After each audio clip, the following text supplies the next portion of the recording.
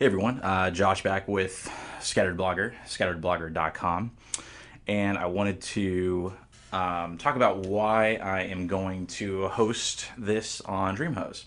So I've actually been, I guess it's 2006. Actually, I think it'll tell me at the top. December 2006 is when I started hosting some of my accounts, actually quite a few properties with Dreamhost. So both from a DNS management standpoint and also a hosting standpoint, they're actually really good. I've used probably a half a dozen different hosts in the last five years or so. Up until that point, I was actually doing a lot on dedicated servers. I've used through Server Beach, Rackspace. And now, most recently, I'm actually hosting some of my other sites on virtual private servers, specifically Zen servers with what used to be 5bean is now called Blue Mile. And I also host with Linode and SliceHost. Actually, just SliceHost right now. So SliceHost and Blue Mile are my current VPS providers for some of my other sites. And then I also use Max CDN for my content delivery network. But anyway, I'll talk about all that stuff another time. Right now, I just wanted to talk about the first video. If you didn't see it, I was just talking about starting from the very beginning. Register the domain name, GoDaddy, and now I'm actually going to be setting it up on Dreamhost. So I've actually already logged in and I've started that setup process. So I won't walk you through the entire thing because depending upon who you host with, it's probably going to be a little bit different. If you do want to sign up with Dreamhost, I actually have a coupon code you can use, which is blog10, BLOG10.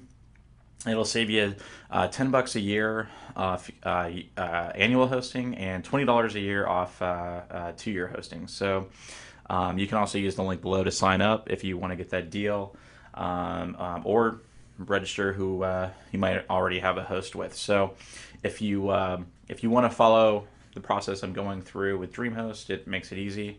But otherwise, it's going to be very similar.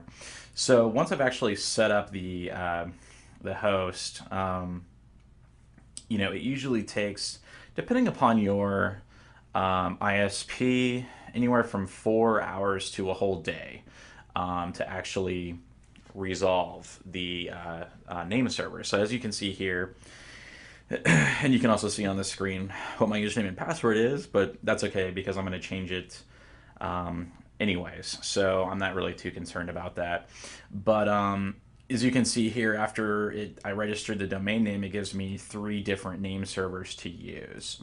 So those are the name servers that you're going to want to plug in to your either GoDaddy or Network Solutions or wherever you actually registered your domain name through. These are the name servers that you will use. And the way that works is basically when someone types in the URL for Scattered Blogger, it'll go out to their ISP and it'll check with their DNS or parent DNS servers to say, hey, I've got a request for scatteredblogger.com. What is that? And it can actually say, it'll actually go out and resolve. And there's what's called a name server record that will live with Dreamhost that says, I have that domain name over here. I've got it, hosted on one of my servers. And it knows that because of these name server addresses, the ns1.dreamhost.com and ns2 and ns3, those are basically there to store records, which say, hey, this domain name, scatteredblogger.com, actually lives on this web server over here with an IP address of 203. Blah blah blah blah blah blah blah blah. So that's the whole process. So if you're ever registering domain names and if you've never really hosted before, that's what DNS is. It's a domain name server is what it stands for, and the NS1, that's a name server. So there's different types of records that will help servers determine where to send information, whether it be an NS for a name server record and an MX for a mail exchange record, an A record or reverse record. We'll get into all that later. I don't really want to get too involved with that right now, but I just wanted to touch on it since it is part of the process. Anyone who sets up a website of any sort has got to follow this process of registering the domain name, uh, determining where it's going to be hosted, where it's actually going to live, and then making sure that you plug in the appropriate name server records for that domain name.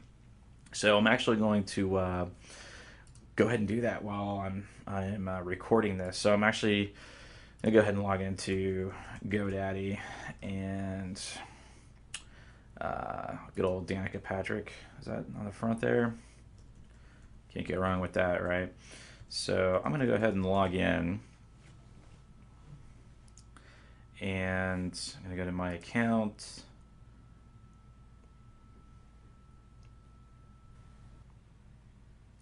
So once you're logged into the main screen for your domain, and you can see here it's scatteredblogger.com is who I'm actually going to do the changes for. There is this drop down here that says name servers. So I'm going to say set name servers, and by default they'll be like part 17 blah blah blah, which resolve to the GoDaddy server. So I'm going to say I have specific name servers I want to use, and I'm going to go ahead and pop back over here to my Dreamhost page, and I'm going to grab the first domain server and copy that and paste it over here. I'm going to just paste it 3 times because I already know that it's NS1, NS2, and NS3. So I'm just going to change these to NS2 and NS3. Okay. And then say OK. I actually have my machines set up to resolve to the parent DNS servers of 4.2, actually 4.1.1.1 and 4.1.1.2, I think they are. So they resolve pretty quickly, but I'm gonna do that in a separate video of actually once they're resolved, what to do. So now that we've actually registered the domain, we've set up the account with Dreamhost, we've gone into GoDaddy, we've specified the name servers for where our domain is going to live. The next post, we're actually going to walk through the process of installing WordPress, which I prefer to do through Subversion. So that'll be the method that we use, which is also done through an SSH connection, often called a secure shell connection. There's a myriad of different ways you can do that. You can download it from WordPress.org, the whole package, unpackage it, upload it. I like to do everything on the server because it's less bandwidth intensive rather than downloading a package, unpackaging it, and uploading it back up somewhere else. You can also use what's called wget from the command line logged into your server, but a lot of people are intimidated by using terminal tools such as Secure Shell or Telnet or anything. A lot of people just are used to the FTP application that they like. But I'm going to teach people something a little bit different here. Again, we're going to be a little bit more technical on this site, and we're going to be a little bit, I don't know, a little more hackery-ish. Not really, I guess it's not really hackery, but maybe it's could be looked at it that way.